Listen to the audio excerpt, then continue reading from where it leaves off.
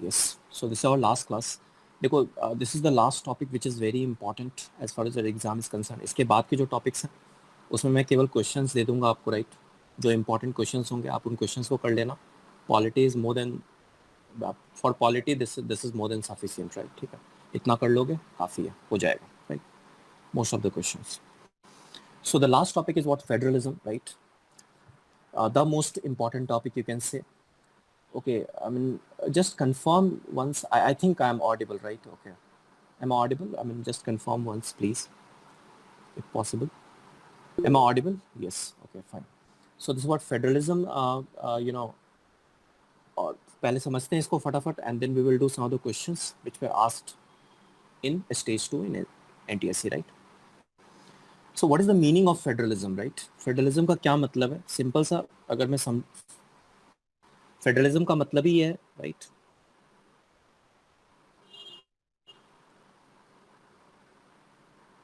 What is the meaning of federalism? That means what? There are more than one government, right? Okay. That means the power is not with only the central government, right? Okay. State government के पास भी power है, और ये जो power आ रहा है, ऐसा नहीं कि सेंट्रल गवर्नमेंट स्टेट गवर्नमेंट को ये पावर दे रही है. This power the state government, that is, I mean, जो पावर है स्टेट गवर्नमेंट के पास, state government is getting power from what? From constitution, right? So written constitution is one of the, you can say, the property or one of the fundamental aspect of what? Federalism, right? So federalism का मतलब क्या है कि वहां पे क्या होगा? At least there are two tier of governments, two tier, right, of government. That is the first thing. Second thing is what? Two tier of government तो ठीक है, मतलब एक हो गया तुम्हारा सेंटर में और एक स्टेट में हो गया, राइट? या फिर अगर कहीं प्रोविंस है तो प्रोविंशियल गवर्नमेंट्स होंगे, राइट? ठीक है ना? But the important point is what? कि ये जो स्टेट और प्रोविंशियल गवर्नमेंट है, they are not taking power, और their existence is not due to the power that is with what? Centre. तो उनका जो सोर्स है एग्जिस्टेंस का, they get their source of existence from what? Constitution. ठीक है? तो ऐसा भी है कुछ कुछ सेटअप जिनको हम लोग यूनिटरी सेटअप कह देते हैं. ठीक है? तो यूनिटरी सेटअप में क्या होगा? आपका एक सेंट्रल गवर्नमेंट होगा जो मेन ऑथोरिटी होगी. वहां पे भी हो सकता है कि स्टेट गवर्नमेंट हो, बट वहां पे वो जो स्टेट गवर्नमेंट होगी that will be under central government, right? So that means what? Their existence of state government is totally or solely dependent on what? Central government. But that is not in the case of what? Federalism. So if some statement, अब अगर ऐसा कोई statement है कि unitary setup में क्या state government होगी नहीं, हो सकती है, possibility is there, provincial government हो सकती है, but provincial government का जो power है वो central government से आ रहा है, constitution से नहीं आ रहा. In case of federal setup, right? Central government भी होगा, स्टेट गवर्नमेंट, कम से कम two tier of government at least तो होना ही चाहिए, right? At least the word is what? At least two tier of government. और दोनों जो अपना पावर है, they derive their power from what? Constitution. So you can not say कि state government is what? They are working under central government, right? No doubt in India central government is more powerful, right? But in case of federal setup, you cannot say that state government is what? They are working under central government. No, they are not. Okay. So that is what federalism. इतना काफी है federalism के लिए.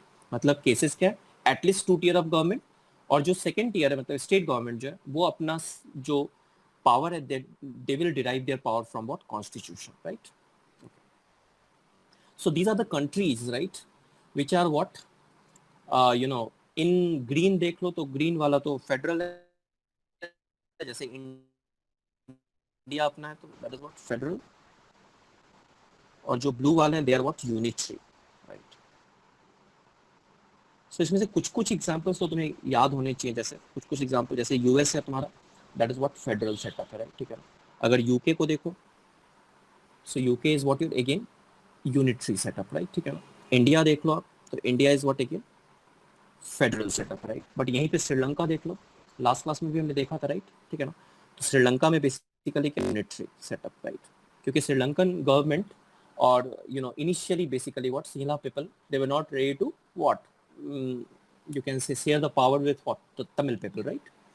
यहाँ पे एक तरह से federalism is what? Sharing of power, right? State government आने का क्या मतलब हो गया? अगर मान लो कि श्रीलंका में भी स्टेट गवर्नमेंट बनती, तो मान लो नॉर्थ पार्ट में, नॉर्दर्न पार्ट में, जहाँ पे Tamilians are in what? Majority, so there they will form the government, right? So they will have some power at least, right? Which they don't if it is what unitary setup, right? Okay, ठीक है. So that is what your federal setup, right? And that is unitary setup. Okay, तो कुछ examples ध्यान में रखो, that will be sufficient, right? Okay. Next, जैसे Russia है तुम्हारा, so that's Russia is what you can say federal. Now, एक बार definition पढ़ते हैं. A unitary government is the one in which all the powers are vested in the national government, and the regional government, if at all exist, derive their authority from what? National government, right? A federal government is the one which powers are divided between the national government and the regional government by the constitution, right? Okay. The national government is known as federal government or central government or union government, right? And the regional government is known as what? State government, right? And yes, in India, India is a federal setup. तो India आपका क्या है? Federal setup है. लेकिन ये ध्यान में रखना कि जो फेडरलिज्म वर्ड है that is nowhere mentioned in constitution. तो इंडियन कॉन्स्टिट्यूशन में कहीं पे भी फेडरलिज्म वर्ड मेंशन्ड नहीं है, right? So this word, though India is a federal setup, but this word is nowhere mentioned in Indian. ऐसा नहीं है कि हमारे कॉन्स्टिट्यूशन मेकर्स को फेडरलिज्म वर्ड के बारे में आइडिया नहीं था, राइट? उनको आइडिया था, राइट? ठीक है ना? But this word is not, जैसे कि कुछ words secular word, it was not there in the constitution, right? It came in constitution via 42nd constitutional amendment act, right? तो ऐसा थोड़ी ना था कि उनको सेकुलर वर्ड के बारे में या सेकुलरिज्म के बारे में आइडिया नहीं था, right? In fact, Dr. B.R. Ambedkar was hell bent against including this particular word. वो नहीं चाहते थे कि secular word को include किया जाए, right? Preamble में या फिर Indian Constitution में, right? So this is what your federalism. So, what is federalism? ये मैंने explain कर दिया है, एक बार पढ़ सकते हो. इसमें बस ये क्या लिख रहा है यहाँ पे कि जैसे बेल्जियम देखो तो Belgium is what federal setup है, right? क्यों? क्योंकि वहाँ पे जो दोनों community थी, right? ठीक है ना? Okay. ओके जो बोथ लैंग्वेज, जो वहाँ पे जो कम्युनिटी थी उनके बीच में जो एक कॉन्फ्लिक्ट था, both community were ready to share the power between amongst them, right? ठीक है. But that was not in the case of Sri Lanka. So Sri Lanka is what? Unitary, right? ठीक है.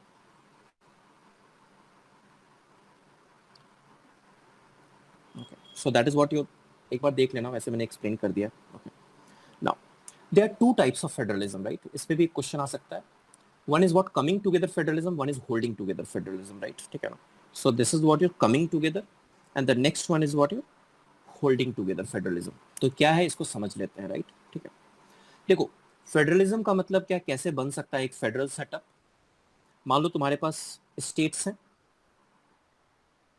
और वो स्टेट्स, उनका अपना एक इंडिपेंडेंट एग्जिस्टेंस है. वो स्टेट्स साथ में आए और उन्होंने क्या बनाया? एक फेडरल सेटअप बनाया, राइट? जैसे यूएसए में हुआ था, राइट? ठीक है. 13 कॉलोनीज थी, वो साथ में आई and they made what? US Federation, right? United States of America. Okay. तो यहाँ पे स्टेट्स साथ में आ रहे हैं और फिर उनको लग रहा है कि अगर हम साथ में रहेंगे, right, so that means what? It will be better for us, right, और for our existence, right? So they came together, right? So that is what coming together. जैसे इसका एग्जांपल क्या है? यूएसए है. जो एग्जांपल एनसीईआरटी में at least वो याद रखो, स्विट्जरलैंड है, ऑस्ट्रेलिया है. ठीक है ना? सो that is what you coming together. इसको हम लोग बोल देंगे कमिंग टुगेदर. दूसरा क्या हो सकता है? तुम्हारे पास एक कंट्री है, राइट, और उस कंट्री को तुम पर्टिकुलर फर्दर स्टेट्स में डिवाइड कर दो, राइट? फर्दर स्टेट्स में आप क्या करो? डिवाइड कर दो and give the power to those states, right? So in this case basically what? State था नहीं यहाँ पे, स्टेट को बनाया गया, राइट, ताकि रूल मतलब गवर्नेंस जो थोड़ा सा आसान हो जाए, राइट? जैसे इंडिया के केस में हमारे पास 28 स्टेट्स है, right? So why we made 28 states? Because so much diversity, right? So much diversity. Tamil people हैं, कन्नड़ा पीपल है, राइट? ठीक है ना? और सबके अपने एस्पिरेशंस हैं. Many communities are there, right? Linguistic base पे भी, रिलीजियस बेस पे भी, राइट? ठीक है ना? एथनिक बेस पे भी, right? And they have their own culture, right? So they need some right, और उनको अगर वो राइट देना है तो बेसिकली क्या कर सकते हो? उनका एक पर्टिकुलर स्टेट बना दिया, राइट? ठीक है. और उनका अगर एक स्टेट बना दिया, जैसे कन्नड़ा पीपल का कर्नाटका हो गया, राइट? तो now they can take care of their own, I mean their, जो भी उनके जो रिचुअल्स हैं या फिर जो भी उनके जो सदियों से जो उनकी परंपरा वगैरह चली आ रही है, राइट, उनको वो ध्यान रख सकते हैं, राइट? उनको प्रिजर्व कर सकते हैं, right? So that is what you are doing. You are dividing a country into many different what states. So that is what here it is what holding together. इसलिए देखोगे कि होल्डिंग टुगेदर जो होते हैं, holding together basically what, such type of federation में state थोड़ा weak होता है। जैसे इंडिया में देख लो, इंडिया में state is what weak, right? Of course centre has what more power, right? But coming together में अगर आप देखोगे तो कमिंग टुगेदर में state is not weak, right? State का जो पावर होता है that is what as like as the power with what the central government, right? ठीक है, जैसे एग्जांपल्स दे सकता हूं कि यूएस को देख लो आप, राइट? तो यूएस की जो सेनेट है, यूएस की जो सेनेट है उसमें 100 मेंबर्स है, राइट? तो 100 मेंबर्स है तो 50 इंटू 2, 50 स्टेट्स है और हर स्टेट से, चाहे वो छोटा स्टेट हो या बड़ा स्टेट हो, हर स्टेट से वहां पे 2 रिप्रेजेंटेशन है। But that is not in the case of Indian Rajya Sabha, मतलब जो इंडिया में जो Rajya Sabha, right? Okay, so there is what representative of the states, right? तो वहां पे देखोगे तो that is what 245 members, but even distribution नहीं है। UP has maximum representation, right? ठीक है ना, यूपी के पास मैक्सिमम रिप्रेजेंटेशन है बिकॉज यहाँ पे जो रिप्रेजेंटेशन है that is based on the population of that particular state, जबकि यूएसए में ऐसा नहीं है। तो एक तरह से मैं कह सकता हूं कि हाँ, स्टेट में यहाँ पे स्टेट को जनरली क्या किया गया है, state is what less powerful, you can say, right? There are other examples also I can give, जैसे स्टेट अगर कोई नया बनाना हो, right? If centre wants to form a state, even state का कोई स्टेट ना भी करे तब भी सेंटर अपने मन से स्टेट बना सकता है, राइट? ठीक है ना, बाकी जो स्टेट्स हैं उनका कोई से नहीं है, और वो भी सिंपल मेजोरिटी से, it's not like special majority. जैसे अगर आंध्र प्रदेश और तेलंगाना को 2014 में अगर तेलंगाना बनाना था, राइट? आंध्र प्रदेश में there was huge protest, but still Telangana was formed, right? Because centre has power to form a new state, right? जो कि यूएसए में ऐसा नहीं है, ठीक है ना, यूएसए में ऐसा नहीं है, इंडिया में बनाया जा सकता है। That means what centre is what a little more powerful, a little a lot powerful than what state government, right? So that is the difference between holding together and what coming together. Holding together का example that is what your India हो गया, जैसे Spain हो गया, Belgium हो गया, they are what holding together, and coming together में याद रखो यूएस हो गया, ऑस्ट्रेलिया हो गया, right? So these are the two types, इस पे एक क्वेश्चन बन सकता है। Now there are certain what federal जो setup होता है ये आपके लिए जरूरी नहीं है, not important, you can leave this part, right? Federal में कम से कम क्या होना चाहिए, डुअल गवर्नमेंट होना चाहिए, राइट? उससे ज्यादा भी हो सकता है बट कम से कम 2 टियर गवर्नमेंट तो होना ही चाहिए, राइट? ठीक है ना, एक नेशनल और एक regional state government, right? Second, written constitution must, this is must, right? Because both the government are deriving their power from what constitution, so it must be written, otherwise conflict के chances बहुत ज्यादा होंगे। Okay, third, division of powers between the national and regional government, right? Supremacy of the constitution, constitution supreme होगा, again same logic, rigid constitution, right? वैसे Indian constitution is what many people say that is not rigid, that is not flexible also, right? So Indian constitution is what, Indian constitution की अगर बात करो तो वो कभी कभी एज अ रिजिड कॉन्स्टिट्यूशन भी है, and sometimes it works as what flexible also. So sometimes it is rigid also, sometimes it is what flexible also, right? Let me give you one example. जैसे अभी मैं आपको बता रहा था, अगर मान लो स्टेट फॉर्म करना हो, फॉर्मेशन ऑफ न्यू स्टेट, तो formation of new state is basically what, it's very easy, it's very easy for central government, right? Relatively easy, तो यहाँ पे तुम कर सकते हो, और वहां पे सिंपल मेजोरिटी की जरूरत है, simple majority, right? half of the member of parliament present and voting, that is what formation of new states, right? Okay, but what about rigid? rigid में मतलब क्या कि जैसे अगर मान लो कि सपोज शेड्यूल 7, राइट? शेड्यूल 7 में अभी हम लोग देखेंगे शेड्यूल 7 के बारे में, राइट? शेड्यूल 7 में बेसिकली क्या है, कुछ लिस्ट है, यूनियन लिस्ट है, स्टेट लिस्ट है, कंकरेंट लिस्ट है, राइट? यहाँ पे उस लिस्ट में सर्टेन कैटेगरीज हैं, जिस कैटेगरी पे यूनियन लिस्ट वाली कैटेगरीज पे आपका यूनियन गवर्नमेंट लॉ बना सकती है, स्टेट लिस्ट में जो कैटेगरीज हैं उन पे स्टेट गवर्नमेंट लॉ बना सकती है, और जो कॉन्करेंट लिस्ट है उसमें दोनों लॉ बना सकती है, यूनियन भी और स्टेट भी, राइट? बट अगर मान लो उनके बीच अगर कोई कॉन्फ्लिक्ट होता है, इन दैट केस यूनियन गवर्नमेंट का जो लॉ है that will prevail, right? Okay, so this is what your schedule 7। तो अगर शेड्यूल 7 में अगर आपको मान लो कि यहाँ पे अगर अमेंडमेंट करना है, so that is not easy, right? यहाँ पे you need what, special majority, special majority चाहिए, मतलब 2/3 of present and voting, right. And second क्या चाहिए आपको, दैट इज व्हाट, यहाँ पे स्टेट्स का भी से, मतलब हाफ ऑफ द स्टेट्स, कम से कम आधे स्टेट्स तो क्या होने चाहिए, फेवर में होने चाहिए इस अमेंडमेंट के, मतलब उनकी अपनी लेजिस्लेटिव असेंबली होगी जो उसको पास कर देगी, right. If they will pass it, right, अभी मान लो कि कितने स्टेट्स, अभी 28 स्टेट्स हैं, तो मतलब 15 स्टेट्स, मान लो कि अभी सेंट्रल गवर्नमेंट, मोदी गवर्नमेंट चाहती है कि शेड्यूल 7 में मैं पर्टिकुलर कोई अमेंडमेंट करूं, राइट। तो क्या होगा, उनको तो पार्लियामेंट में करना ही पड़ेगा अमेंडमेंट, राइट। पार्लियामेंट तो अप्रूव करे ही उसको with special majority, right, both Rajya Sabha and Lok Sabha. और उसमें भी कोई ऐसा नहीं कि लोकसभा कर दे और राज्यसभा ना करे तो ज्वाइंट सिटिंग बुला लो, it's not like that, right. Amendment के लिए ज्वाइंट सिटिंग नहीं होता, ये मैंने आपको कभी बताया था पहले, राइट, ठीक है ना। सो इंडिविजुअली राज्यसभा को भी पास करना पड़ेगा 2/3 से, स्पेशल मेजोरिटी से लोकसभा को भी, उसके बाद ये स्टेट्स के पास जाएगा, राइट। अब स्टेट्स के पास भी कम से कम 15 स्टेट्स इसको अप्रूव करें आज की डेट में, राइट, तब जाके वो क्या होगा, अमेंडमेंट एक्ट में कन्वर्ट होगा, अदरवाइज नहीं होगा, right. So that means what, here you can say कि Indian constitution or amendment in Indian constitution is what, a little rigid, right? Why it is rigid? Because again schedule 7 का मतलब क्या है, it is basically what the distribution of power between union and state government, right? So that means what, ये federalism से related है। तो NCERT एक line भी कहीं बोलती है कि जो फेडरलिज्म से रिलेटेड एस्पेक्ट है, ठीक है ना, उनको अगर अब आपको अमेंड करना है, so there you will need what, the say of what, at least half of the state government, right.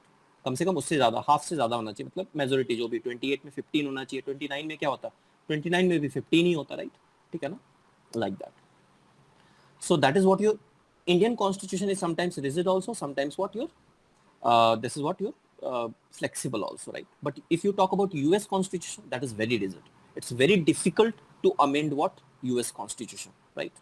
Okay, next, independent judiciary. Why so? Because judiciary is the custodian of what, constitution. तो अगर constitution की supremacy है तो obviously judiciary को independent होना ही होगा, right. अगर judiciary अगर मान लो कि कॉम्प्रोमाइज्ड हो गई, then probably there is no meaning of federal setup, right. तब तो जो मन है करो, कॉन्स्टिट्यूशन में जो भी लिखा हुआ है बात को तोड़ मरोड़ के पेश कर लो, या फिर उसको मिसयूज कर लो, right, something like that. So that is what independence of judiciary is very important for a federal setup. And this what your bicameral legislature, मतलब क्या, लोकसभा राज्यसभा हो गया, तो राज्यसभा में जो है स्टेट के रिप्रेजेंटेटिव्स है, राइट, ठीक है ना। So these are the some of the features you will find in what, federal setup. तो ये ध्यान में रखिएगा। की फीचर्स एक बार पढ़ लेते हैं जो एनसीईआरटी में लिखा हुआ है, एक बार फटाफट देख लेते हैं एनसीईआरटी में जो लाइंस लिखी हुई है।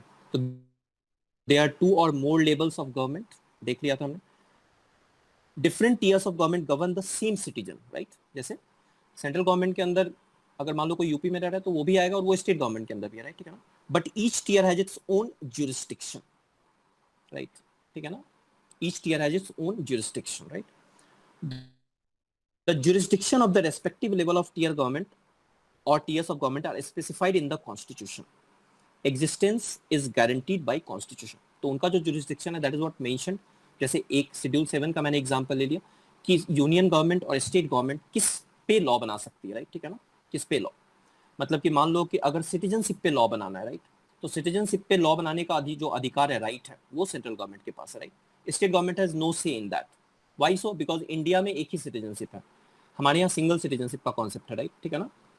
तो डुअल सिटीजनशिप का कॉन्सेप्ट हमारे यहाँ नहीं है, मतलब हमारे यहाँ यूपी कि अगर आप हो तो दैट मीन्स व्हाट, आपके पास एक ही सिटीजनशिप होगा। ऐसा नहीं कि यूपी का भी एक सिटीजनशिप होगा, इंडिया का भी एक सिटीजनशिप होगा। यूएसए में ऐसा है, यूएसए में डुअल सिटीजनशिप है, मतलब उनका एक तो यूएस का सिटीजनशिप होगा और जिस स्टेट में वो लोग रह रहे होंगे उसका एक सिटीजनशिप होगा।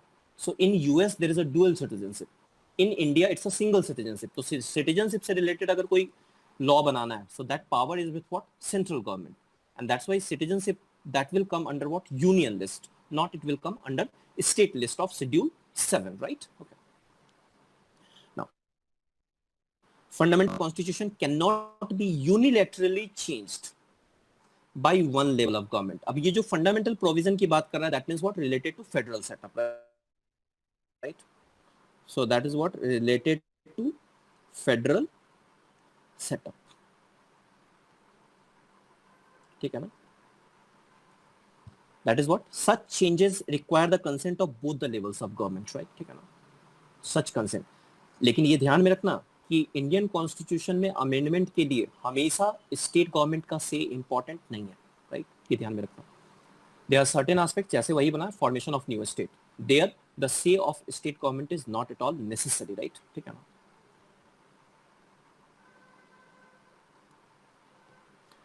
Courts have the power to interpret the constitution, right? And the powers of different levels of government. Court का मतलब यहाँ पे क्या है? Supreme Court as well as what? High Court. Both have power to what? Interpret the constitution, right? ये ध्यान में रखिएगा. Not only Supreme Court and High Court. Of course, अगर Supreme Court और High Court में अगर मान लो conflict होता है interpretation में, of course Supreme Court will prevail. But Supreme Court and High Court both have power to what? Interpret the constitution, right? The highest court acts as an umpire if disputes arises between the different level of government, right? ठीक है. So this is what your Article 131, ये जो है आपका, अगर मान लो centre और state के बीच में अगर कोई डिस्प्यूट है, और इवन टू डिफरेंट स्टेट के बीच में अगर कोई डिस्प्यूट है, right, so that dispute will be taken care by what? Your supreme court, right? That dispute will be taken care by what? Supreme court, right? ठीक है, तो ये ध्यान में रखना. That is what your article 131. लेकिन अगर मैं कॉन्स्टिट्यूशन के इंटरप्रिटेशन की बात करूं तो कॉन्स्टिट्यूशन के इंटरप्रिटेशन का जो पावर है वो दोनों के पास है, सुप्रीम कोर्ट के पास भी है और हाई कोर्ट के पास भी है, राइट? ठीक है. Next, source of revenue for each level of government are clearly specified to ensure its what? Financial autonomy, right? This is very important, financial autonomy, right? Why it is important? Because पैसा ही नहीं रहेगा तो चाहे तुम्हारे कितने भी noble ideas हो, right, उसको ग्राउंड पे आप इंप्लीमेंट नहीं कर पाओगे. Let's suppose you have a noble idea to give free education to everyone in Uttar Pradesh, right, but you don't have money. What you will do in that case, right? As a state government you will not be able to do anything, right? Then again तुम बोलोगे कि central government से पैसा लेंगे. Central government से पैसा लोगे but central government will again negotiate, right, कि अच्छा मेरे को यहाँ पे आप मतलब कि I will give you money but you have to what? You have to do this और you have to do that, right? Quid pro quo you can say, right? It's like that. So financial autonomy is very important. Okay, अगर देखो India में जो three tier of government है, right, पंचायती राज का one of the criticism is there they don't have much financial autonomy, right? तो उनके पास पैसा ही नहीं होता है, इसलिए पंचायती राज आ तो गया बट इतना सक्सेसफुल नहीं हो पाया. And this financial autonomy played a very important role there, क्योंकि उनके पास इतना financial autonomy नहीं है, right? To safeguard and promote unity of the country. Now, what is the meaning of this line? Why I'm saying this, or why the NCERT is saying to safeguard and promote unity of the country? Just imagine कि India में unitary setup है, right? ठीक है ना? I'm just giving you one example. मान लो, right? India में अगर एक unitary setup है, right? अब यूनिटरी सेटअप है, मैं एक एग्जांपल दे रहा हूँ, राइट? ठीक है ना? सपोज इस रीजन में तुम्हारे मान लो कि तमिल है, इस रीजन में तुम्हारे मान लो तेलुगु पीपल है, राइट, इस रीजन में आपके कन्नड़ाज हैं, राइट, इस रीजन में आपके मलयालीज हैं, इस रीजन में आपके यूपी के जो डिफरेंट कास्ट वगैरह है, राइट, बिहार इस तरह से हो गया, या फिर नॉर्थ ईस्ट की बात करो, राइट. नाउ इफ सेंटर, अगर सेंटर में एक ही गवर्नमेंट हो, इन that case what will happen? The possibility is that कि वो जो गवर्नमेंट होगी वो इनके इंडिविजुअल एस्पिरेशन को इतना ढंग से केयर नहीं कर पाएगी, राइट. और अगर केयर नहीं कर पाएगी दैट मीन्स व्हाट? एक डिसकंटेंट डेवलप होगा इनके बीच, और डिसकंटेंट हो सकता है कि वो इतना बड़ा हो जाए कि कल होके बेसिकली हमें क्या करना पड़े, इंडिया का फर्दर क्या हो जाए, एक तरह से जैसे 1947 में पार्टीशन हो जाए, राइट, ठीक है ना. सो वहां पे भी तो उस टाइम में ऐसे ही हुआ था. मुस्लिम्स को लगा कि उनके अंदर इतना डिसकंटेंट था कि we can not live here, right, and that was the demand of Jinnah to make what? Another country, that is what? Pakistan. Okay, so in federal setup what you are doing, you are actually giving them the power, right. उनको आप power दे रहे हो ताकि वो अपने जो उनके aspirations हैं उनको वो फुलफिल कर सके, right. So that means what? वो जो डिसकंटेंट है उसके जो डेवलपमेंट के चांसेस है वो काफी मिनिमल हो जाएंगे, right. So that is the meaning, to safeguard and promote unity of the country, because in a federal setup the central government is willing to share the power with what? State government, right. And that's why the unity word is important, right,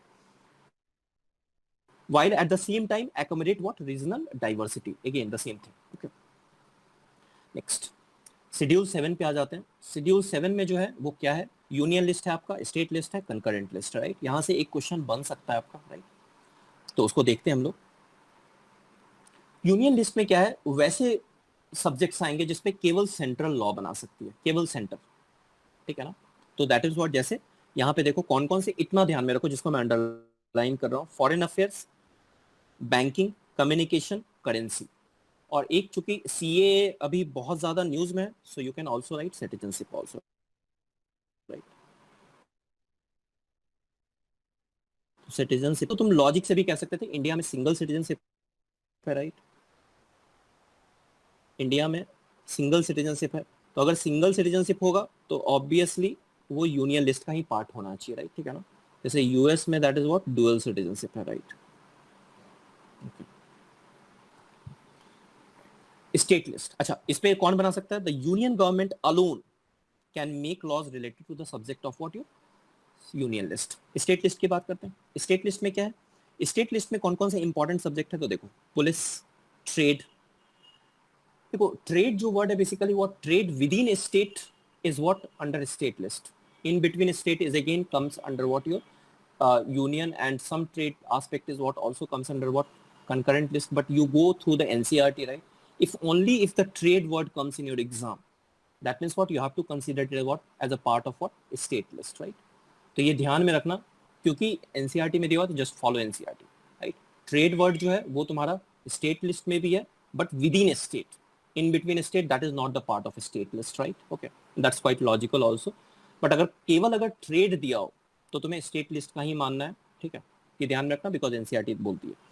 commerce, और ये गलत तो नहीं है, कम से कम उन्होंने clear नहीं किया इसको, but this is not wrong at least. So commerce हो गया, एग्रीकल्चर हो गया, इरिगेशन हो गया। Now one more thing is what your local government, right, ठीक है।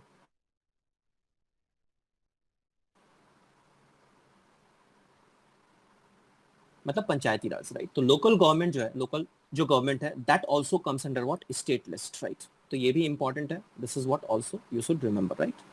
Now the state government alone can make laws relating to the subject mentioned in the state list, right, ठीक है।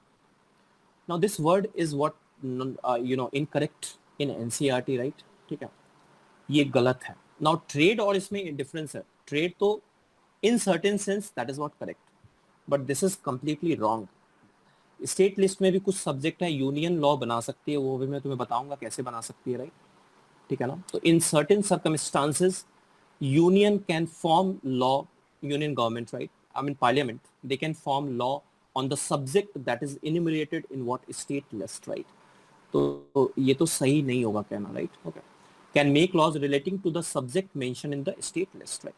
मतलब स्टेट गवर्नमेंट स्टेट लिस्ट में subject पे law बनाएगी, central government तुम्हारा union list, right. Now concurrent list, concurrent list include subjects of common interest, मतलब वो उसमें वो ऐसे सब्जेक्ट्स आते हैं जिसमें क्या हो, आपका आपके यूनियन भी लॉ बना सकती है, स्टेट भी लॉ बना सकती है, but in case of the conflict the union law will what prevail, और the law made by the parliament will prevail, right. तो कौन कौन से इसमें इंपॉर्टेंट है? एजुकेशन, ठीक है ना। Education was a part of state list, it was transferred from state list to what concurrent list, right. Education हो गया, फॉरेस्ट हो गया इंपॉर्टेंट, ट्रेड यूनियंस हो गया, मैरिज हो गया, एडॉप्शन हो गया। Trade union, forest, trade union is a part of concurrent list, trade is a part of what state list, education, forest, याद रखिए क्वेश्चन इस पे बन सकता है, राइट। अब वो क्या बोल रहे हैं, हाँ, marriages, right, adoption, succession, these are all what your state list। तो union as well as state government can make laws on the subject mentioned in this list if their laws conflict with each other, the law made by the union government will what prevail। union government का sense यहाँ पे parliament से, right, ठीक है ना। Parliament में जिसकी majority होगी वही लॉ बनाएगा, और जिसकी मेजोरिटी होगी वही गवर्नमेंट फॉर्म करेगा, right, okay. What about subjects जो इन तीनों में नहीं है? जैसे अगर मान लो इंफॉर्मेशन टेक्नोलॉजी, राइट, तो इंफॉर्मेशन टेक्नोलॉजी जब कॉन्स्टिट्यूशन बनाया गया था, राइट, उस टाइम में तो नहीं था। तो और ऑब्वियसली कॉन्स्टिट्यूशन मेकर ने भी सोचा कि हो सकता है कि कल हो के कुछ नए सब्जेक्ट्स भी आए जिन पे लॉ बनाने की जरूरत पड़े, तो उनको कहाँ रखा जाए। सो उन्होंने उसको रेसिड्यूरी सब्जेक्ट्स बोल दिया, राइट, ठीक है ना। और उसका पावर उन्होंने किसको दे दिया? सेंटर को दे दिया, राइट। तो इन इंडिया अगर कोई रेसिड्यूरी सब्जेक्ट है, मतलब कि जो that doesn't come under union list, that doesn't come under state list, that doesn't come under what concurrent list, उस पे जो लॉ बनाने का जो अधिकार होगा वो किसके पास होगा? सेंटर के पास होगा, राइट, ठीक है ना। सो that is what your residuary subjects.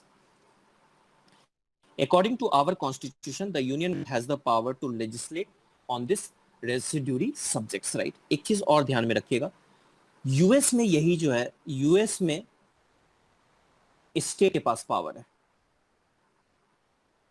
State has the power to make laws on residuary subject, ठीक है ना, क्योंकि that federation was what coming together, right. तो वहां पे सारे स्टेट्स बैठे और उन्होंने बोला कि चलो हमें एक फेडरेशन बनाना चाहिए, राइट, ठीक है ना। और इंडिया में ऐसा नहीं था, इंडिया में स्टेट्स बाद में बने हैं हमारे इंडिपेंडेंस के बाद, राइट, ठीक है ना। वो अलग बात है कि उनके रीजनल एस्पिरेशंस को ध्यान में रखा गया जब स्टेट बनाया गया, बट स्टेट्स का डिवीजन किया गया, right. So that is what holding together, coming together. तो जो coming together federation है, there you will find that the residuary subject is what with state, because state is as powerful. क्योंकि obviously वो अपने power को कम नहीं करना चाहेंगे चाहे वो फेडरेशन बना भी रहे हो, ठीक है।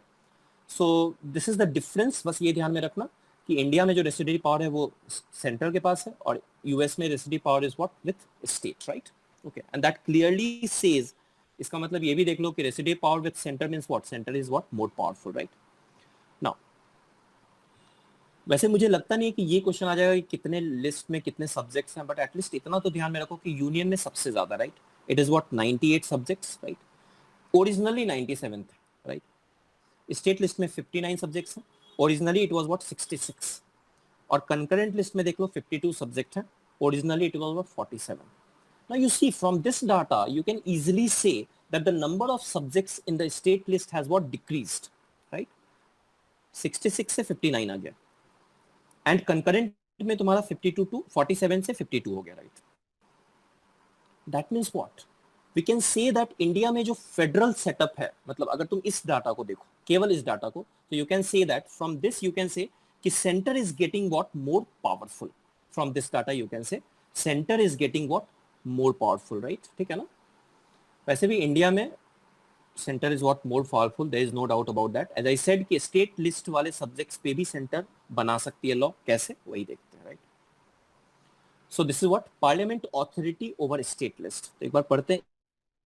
Even in the limited sphere of authority allotted to them, the states do not have exclusive control on a state list. The parliament is empowered to legislate on any subject of the state list. लेकिन उसका procedure है कैसे, if Rajya Sabha, जहां पे कौन बैठते हैं, council of states, right, ठीक है ना, जो रिप्रेजेंटेटिव्स होते हैं, तो if Rajya Sabha passes a resolution to that effect in the national interest, तो उनको अगर लगता है कि नेशनल इंटरेस्ट में अगर किसी एक पर्टिकुलर स्टेट लिस्ट पे अगर लॉ बनाने की जरूरत है, then parliament can make law, right, ठीक है ना। सो दिस इज इंपॉर्टेंट, इसको ध्यान में रखना, ओके। मतलब एक तरह से parliament, this means that the legislative competence of the parliament can be extended without amending the constitution, right, okay. और जरूरी नहीं है कि इमरजेंसी हो यहाँ पे, notably this can be done when there is no emergency of any kind, right, ठीक है।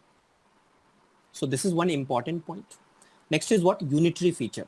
इंडिया के बारे में क्या बोलते हैं कि India is basically what, it is a federation but it is what more tilted toward unitary setup, means what centre is more powerful than what state, right. तो वो कौन से फीचर्स हैं, तो that is what, one is what strong centre, कैसे पता चला, union list is greater than what state list, also the resident or is what with center, right, ठीक है। next, state not indestructible, आप स्टेट को बना सकते हो, राइट, राइट, और उसके लिए भी क्या है, सिंपल मेजोरिटी की जरूरत है, एंड दैट टू स्टेट का कोई से नहीं है। कल हो कि अगर मान लो यूपी को अगर मान लो कि 2-3 पार्ट में डिवाइड करना, राइट, ठीक है ना, जैसे यूपी में बहुत सारे डिमांड्स हैं, राइट, ठीक है ना, जैसे अगर उड़ई साइड में जाओगे, राइट, ठीक है, तो उस साइड में भी एक डिमांड है, राइट, या फिर अगर पूर्वांचल चले जाओ तो पूर्वांचल वाले डिमांड कर रहे हैं, राइट, ठीक है ना, they are demanding their own state, right. जैसे उत्तराखंड का डिमांड, उत्तराखंड तो चलो पहले, अब तो उत्तराखंड बन गया 2000 में, so that means what there are certain demands are there. तो अगर कल हो के सेंट्रल गवर्नमेंट चाहे तो they can make what, they can form government, right, I mean they can form a state. और ऐसा नहीं कि यूपी के लेजिस्लेटिव असेंबली अगर बोलेगी नहीं नहीं स्टेट नहीं बनाना है तो वो रोक पाएगी, सेंटर को नहीं रोक सकती, राइट, ठीक है ना। सो इसलिए बोला जाता है कि इंडिया में क्या है, इनडिस्ट्रक्टिबल यूनियन है। इनडिस्ट्रक्टिबल यूनियन का क्या मतलब है, कल को अगर बोले कि वेस्ट बंगाल गवर्नमेंट की no no I don't want to be part of India, right, मैं इंडिया से बाहर निकलना चाहता हूं, राइट, ठीक है ना, suppose, so in that case what will happen, no you can't do that, it's not possible because it is what indestructible union, but state को आप डिस्ट्रक्ट कर सकते हो, so it is what indestructible union of destructible state. USA में क्या है, indestructible union of indestructible state, वहां पे आप स्टेट को डिस्ट्रक्ट नहीं कर सकते हो, राइट। तो ये दो डिफरेंस है, ध्यान में रखिएगा। थर्ड, सिंगल सिटीजनशिप, इंडिया में केवल एक ही सिटीजनशिप है। जैसे यूएस में अगर तुम देखोगे, बस यूएस याद रखो, that is what it has what dual citizenship, right. जैसे फोर्थ पॉइंट मैंने बताया था, no equality of state representation in Rajya Sabha. Rajya Sabha में जो रिप्रेजेंटेशन है, that is representation is based on what, population, right. और अगर पॉपुलेशन की बात है तो no guess, right, UP and Bihar will have what maximum representation, right, ठीक है। So that is what no equality of state representation. But you see the US में ऐसा नहीं है। American senate has what 100 seats, 2 from each state, irrespective of their population. कोई भी कितना भी पॉपुलेशन हो, डजंट मैटर, सबका दो दो रिप्रेजेंटेशन है। Process of constitutional amendments are less rigid as compared to what other federalism, right? As I said, India कहीं कहीं जैसे स्टेट ही बनाना हो तो वहां पे क्या है तुम्हारा, इट्स व्हाट इजी। और अगर तुम्हें मान लो कि वैसे अमेंडमेंट्स करने हैं जो फेडरल सेटअप को क्वेश्चन कर रहा हो, right, they are basically what they will there, of course आपको स्टेट का भी सपोर्ट चाहिए होगा, right, half of the state, that is what unitary feature. Now एक बार पढ़ते हैं, this sharing of power between the union government and the state government is basic to the structure of the constitution, right? It is not easy to make changes to this power sharing arrangement. This power sharing arrangement मतलब यहां पे Indian constitution is what rigid. ये जो power sharing arrangement है वहां पे Indian constitution क्या है, रिजिड है। जैसे शेड्यूल 7 हो गया, राइट। तो यहां से क्वेश्चन बन सकता है, the parliament can not on its own change this arrangement. देख रहे हो वर्ड कैसे वो प्ले कर रहे हैं, they are not very clear here, right. Of course it's a class 10 polity book, but it means what कि पार्लियामेंट अगर इस तरह के अरेंजमेंट को अगर वो चेंज करना है, so that means what here the state will also play an important role, right. So what is any change to it is to be first passed by both the house of parliament with at least 2/3 majority, that is what special majority, right. Then it has to be ratified by the legislature of at least half of the total states, ठीक है ना। तो at least half of the total state वो कौन सा, मतलब जहां पे फेडरल अरेंजमेंट से रिलेटेड आप अमेंडमेंट कर रहे हो, राइट, ठीक है। Next, the judiciary plays an important role in overseeing the implementation of constitutional provision and procedures in case of any dispute about the division of power, right.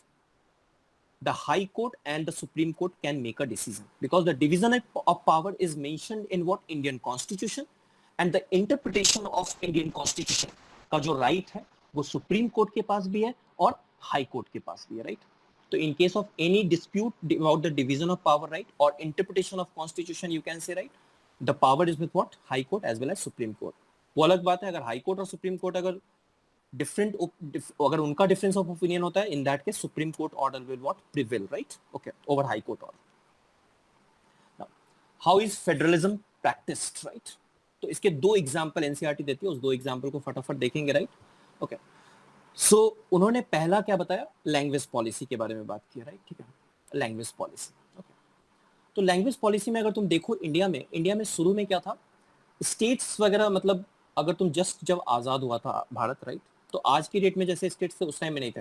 You will see that part A, part B, part C, part D types of states were there, right, at that point of time after Indian constitution.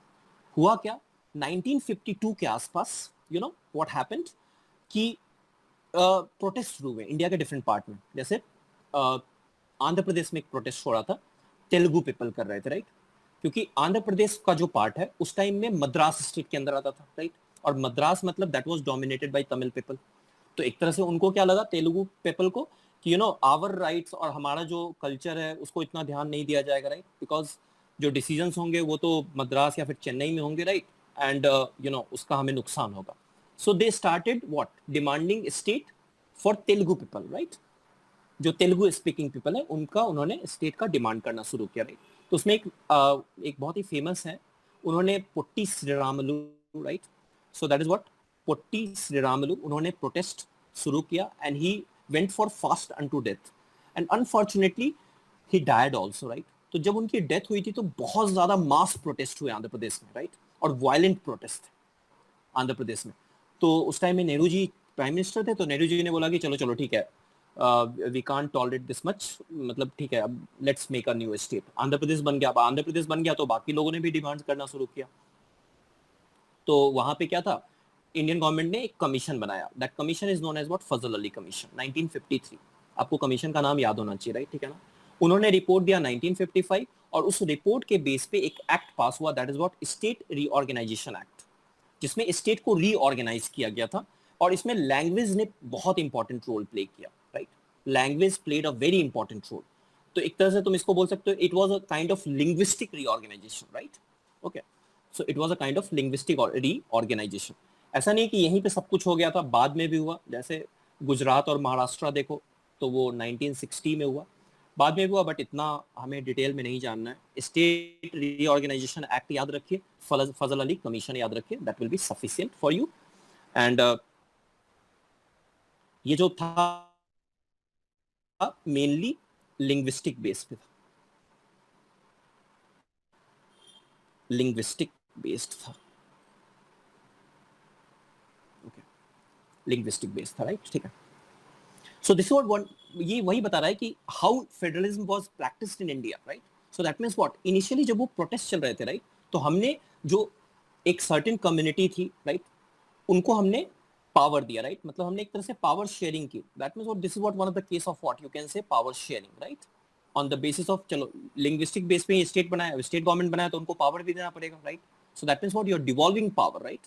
And if you are devolving power, that means what kind of federalism you can say, right. So this was one of the. Language की बात करो तुम तो language important है. What is the national language of India? Is there any national language of India?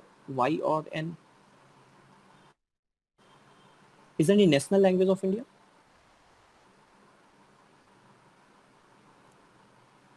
No, sir. There is no national language, right? So there is no national language, right?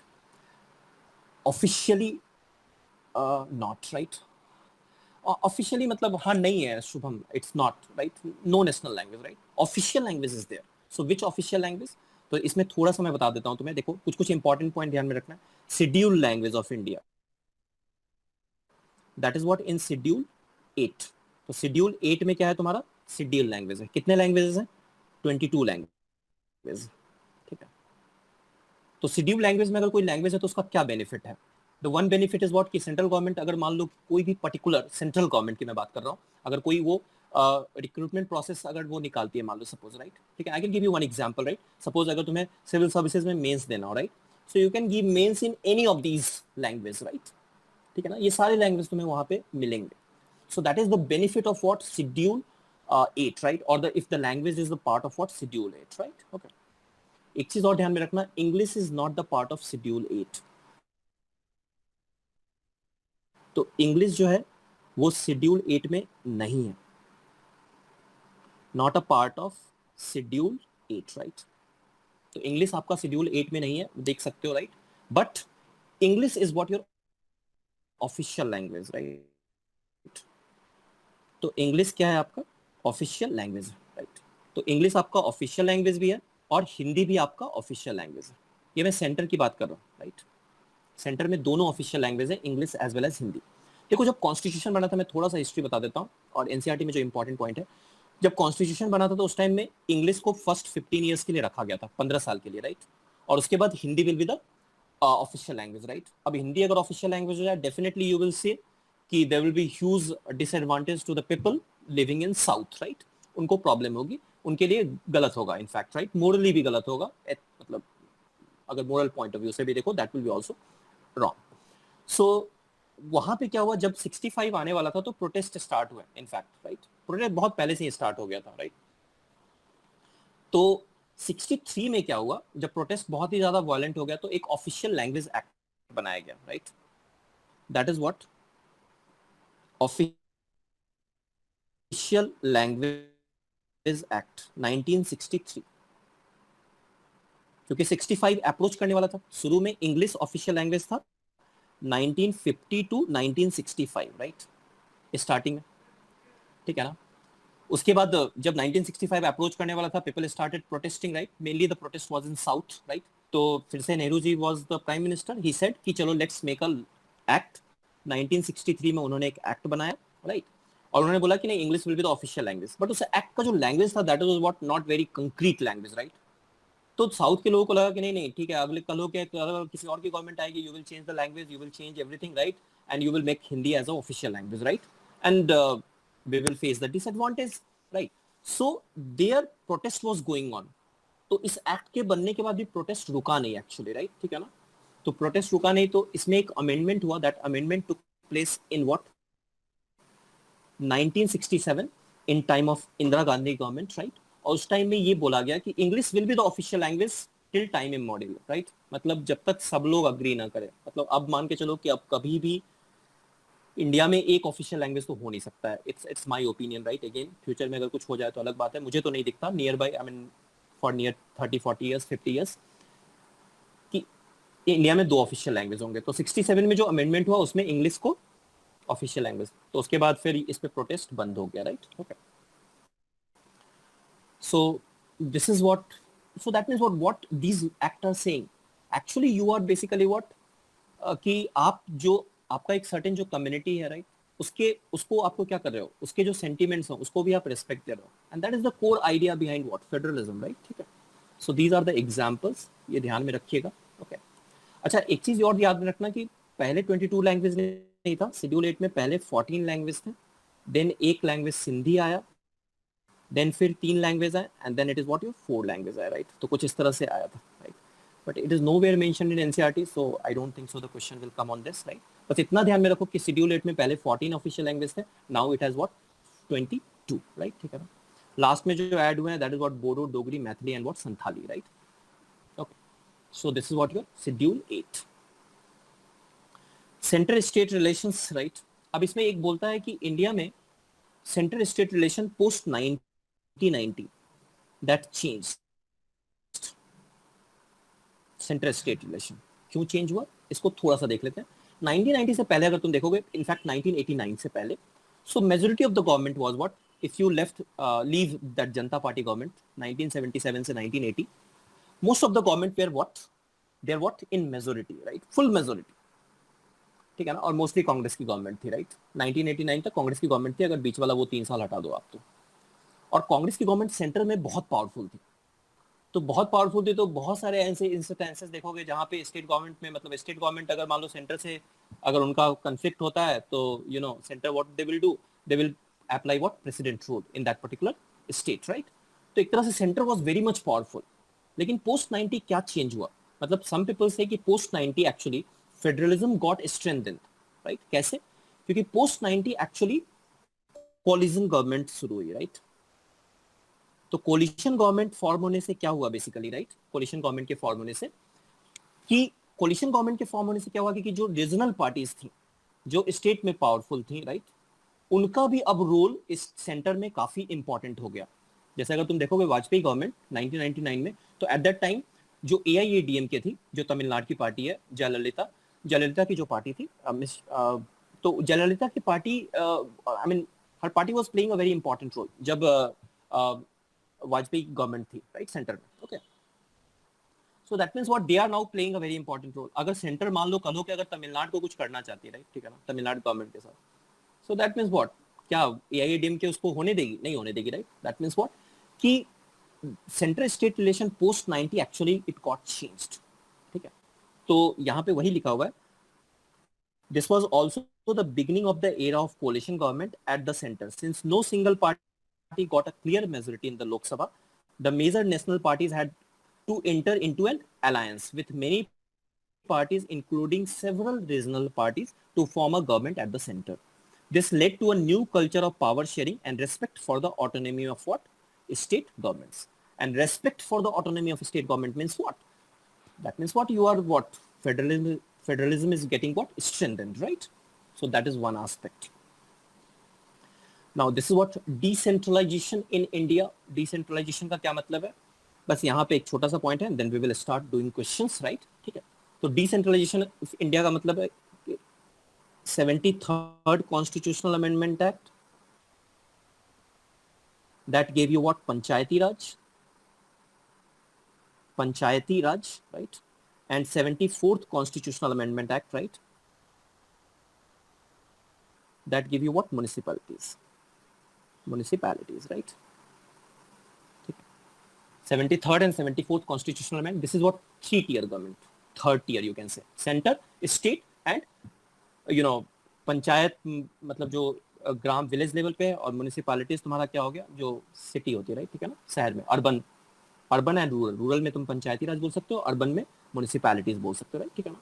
And why this decentralisation came in India, the idea of decentralisation was there, क्योंकि अगर तुम देखो एक particular area में, जिस area में आप रहते हो, वहां के लोकल लोगों को ज्यादा आइडिया है कि उस एरिया की क्या नीड है, राइट, उस एरिया की क्या नीड है, राइट.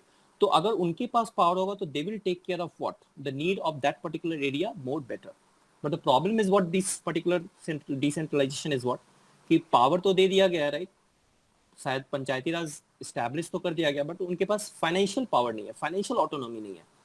मतलब उनके पास जो रिसोर्सेज हैं जनरेशन के, पैसा, वो बहुत ही लिमिटेड सोर्स ऑफ इनकम है, and that's why it is not that successful in India.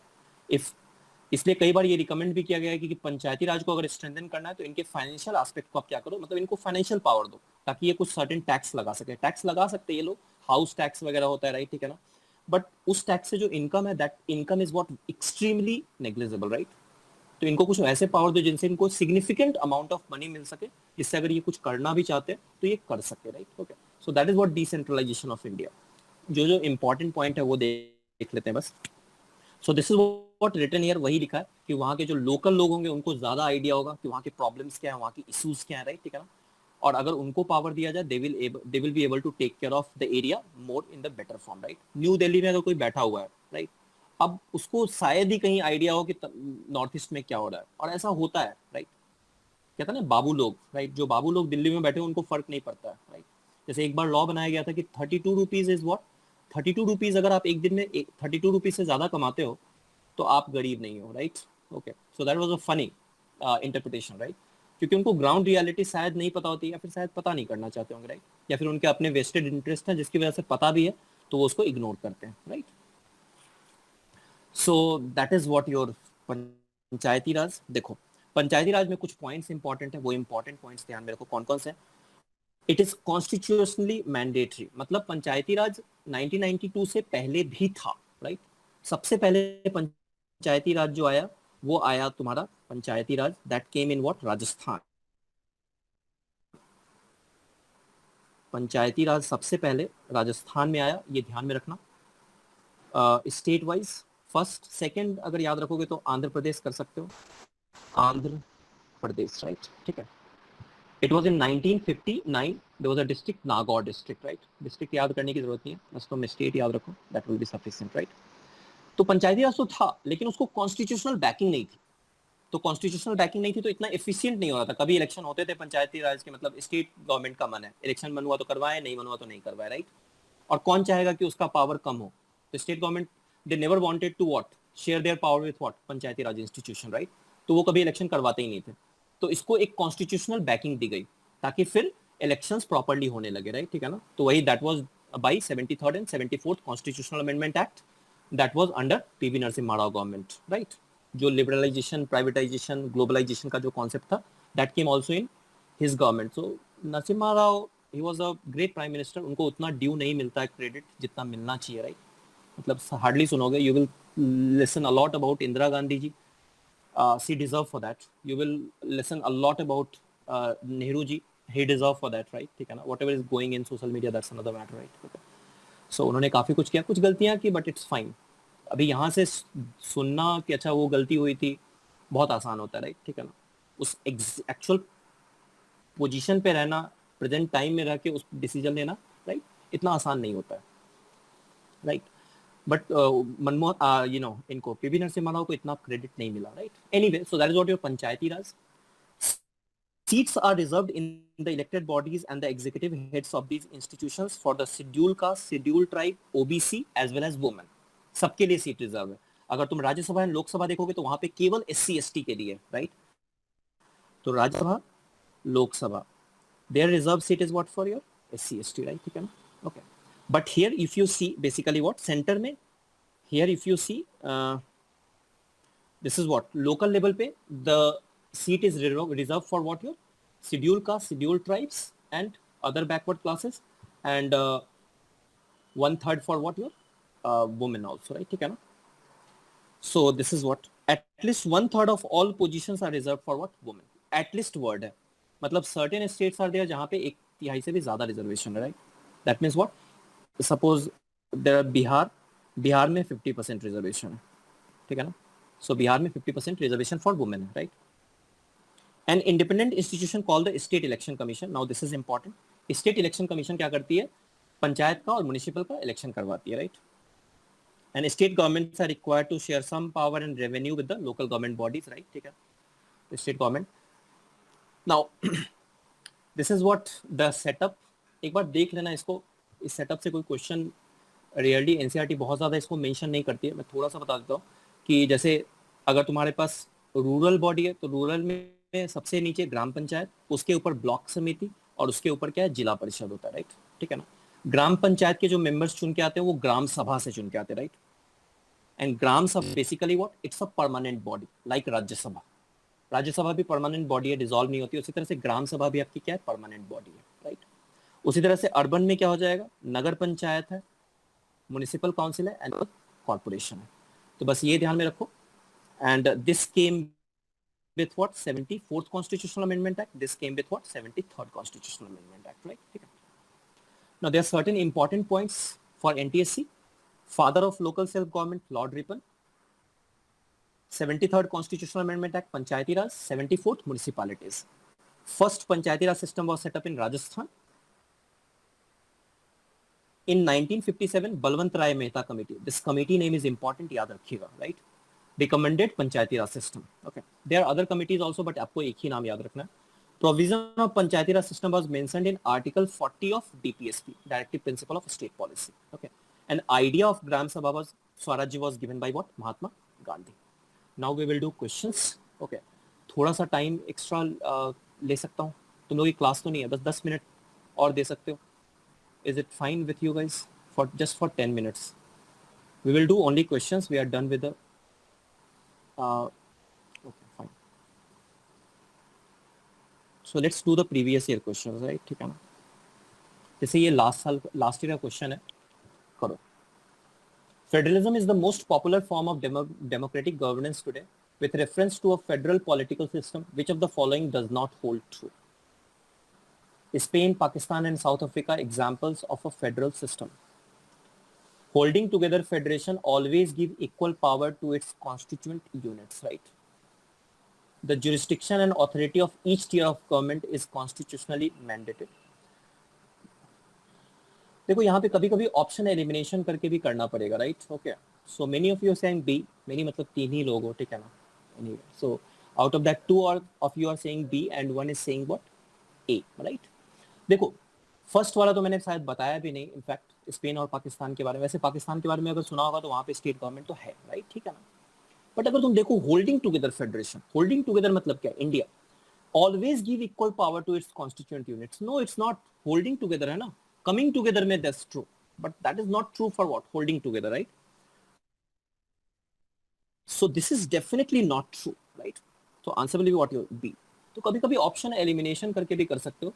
For a dispute relating to division of power, it is High Court and Supreme Court of India which interpret the Constitution. तो ये मैंने आपको बता दिया, right?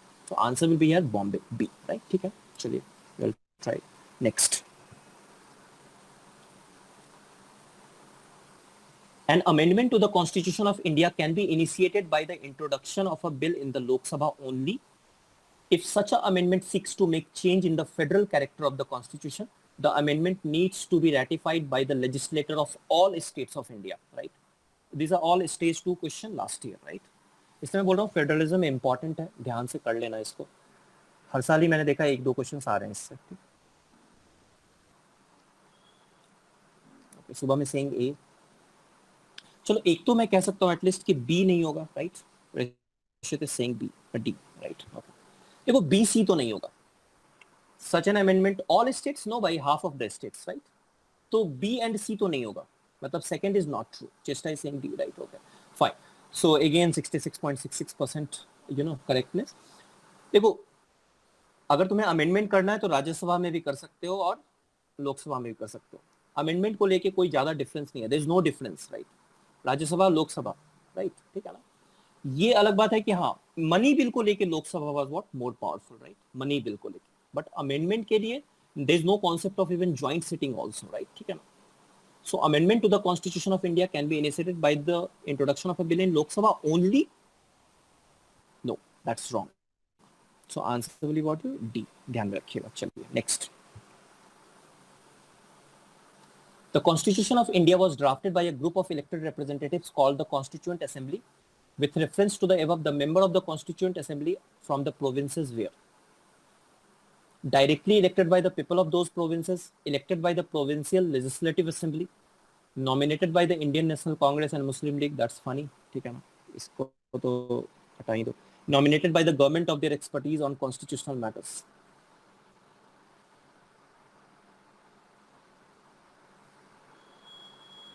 ये करवाया है class में, right.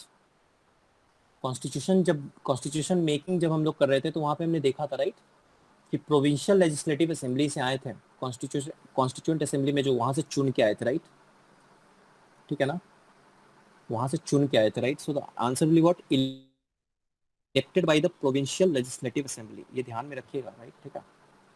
Okay.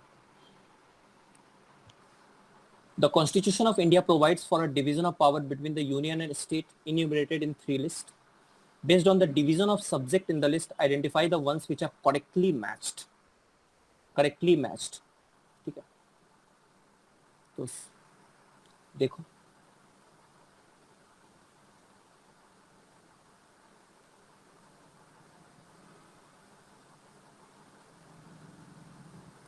answer Shubham is saying B, right? B. Okay. Chesta is saying A. A is the correct answer, right? ठीक है ना? Yes. As per NCERT, the answer will be A. Again, I'm telling you. ठीक है. क्यों? Trade किस list में था बताओ. ट्रेड हमने डिस्कस किया था. ट्रेड NCERT के पॉइंट ऑफ व्यू से trade comes in what? State list, right. It is not the forest is what. Yes, I agree concurrent, but trade is not. तो थर्ड तो तुम्हारा ऑप्शन गया, और अगर थर्ड गया मतलब क्या, तो answer will be A, right, ठीक है ना. This question is what a little trade थोड़ा सा कंफ्यूजिंग हो सकता है because trade is there in concurrent also, right. Okay, but आपकी एनसीईआरटी ट्रेड वर्ड यूज करती है, मतलब trade within state, that is what state list. तो ये ध्यान में रखिए. I would recommend, right, that go with option A, right, if nothing is mentioned about the word trade. Okay. And public health sanitation अगर तुम्हें नहीं भी पता होता, अगर केवल तुम्हें ये पता होता ट्रेड, तो ऑप्शन एलिमिनेट करके कर सकते थे. Computer software and digital privacy, ये तो रेसिड्यूरी में था, मतलब तो that is what state list में तो नहीं होगा, राइट, ठीक है ना. सो 4 ऑप्शन जाता तो एटलीस्ट ए या बी हो जाता, राइट, ठीक है ना. तो आंसर सी और डी, एटलीस्ट आपने से ए और बी में कहा तो fine.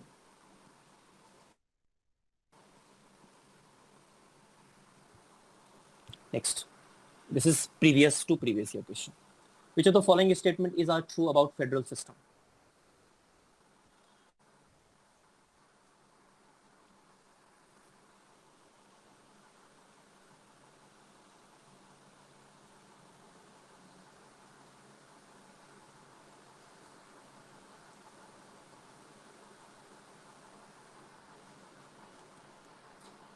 Chesta Subham is saying third, right? ठीक है.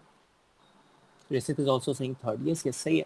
All federation have a similar scheme of distribution of power? No, it's not.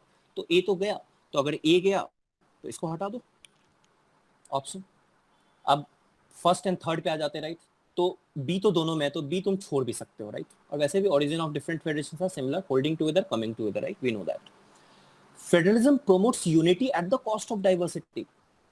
Definitely not at the cost of diversity, right, ठीक है ना.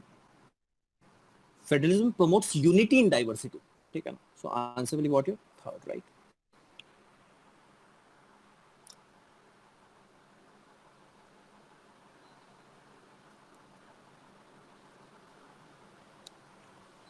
The Constitution of India provides for a threefold distribution of legislative powers between the union and the state government.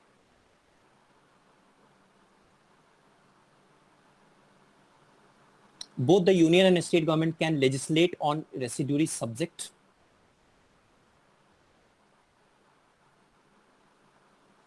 The parliament cannot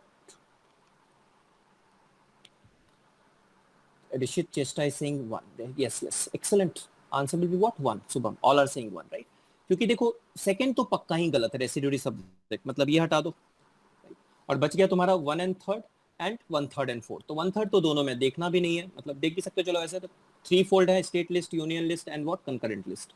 अगर third देखो तो parliament can not on its own change the power sharing arrangement between union and state, right? Of course state का भी से वहाँ important है।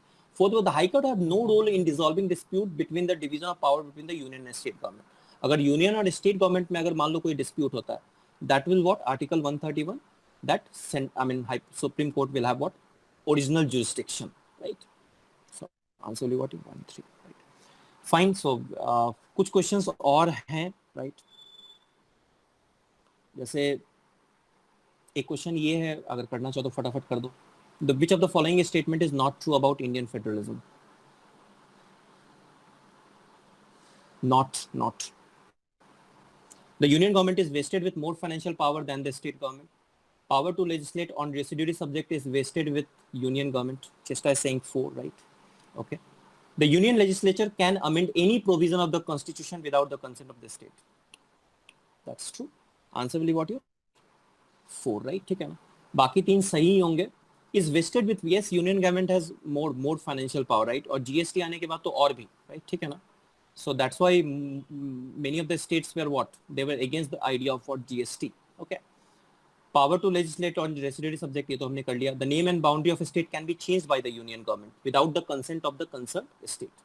तो ये भी सही है, मतलब these 3 are what, right? Now there are certain questions, आप एक बार देख लेना, right? उन questions को, सारे questions हो जाएंगे, जो भी notes हैं तो वो मिल जाएंगे, वो questions देख लेना। इसमें करीब 15-20 questions हैं, अगर कोई doubt होगा you can ask. इस पॉलिटी इज ओवर। बाकी जो टॉपिक्स हैं उनके क्वेश्चंस जो भी इंपॉर्टेंट 40-50 जो भी क्वेश्चंस होंगे मैं बना के भेज दूंगा विथ आंसर, देख लेना। पॉलिटी इज डन, इससे ज़्यादा टाइम देने की जरूरत नहीं है पॉलिटी पे, right? You can move to another subject, right? Okay, we will end the class here. Thank you, bye.